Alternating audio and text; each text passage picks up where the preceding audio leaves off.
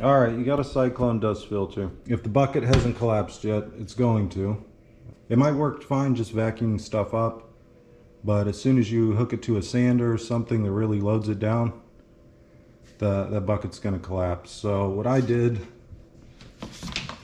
is I got a piece of flat bar, 1.25 inch from Home Depot.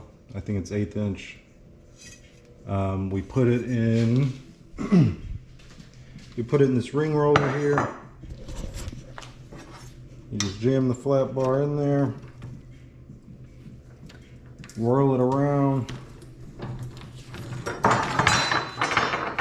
end up with a circle, put a little weld on it, grind it down,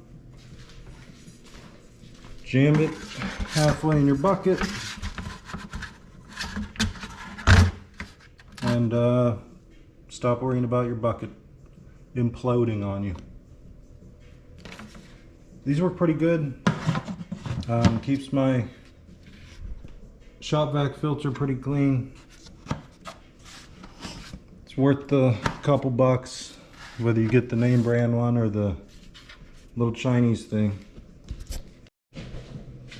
I'll have a link to this in the description. It's worked pretty good for me. I'm pretty sure I've been using it on material thicker than recommended, but it works.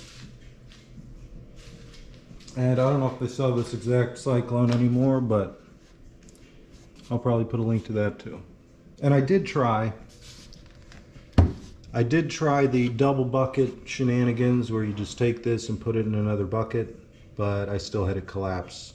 It worked okay for like a month, but then it just finally caved in and split the side of the bucket. But I've been using the metal ring in there for probably a year with no issues. All right, that's it.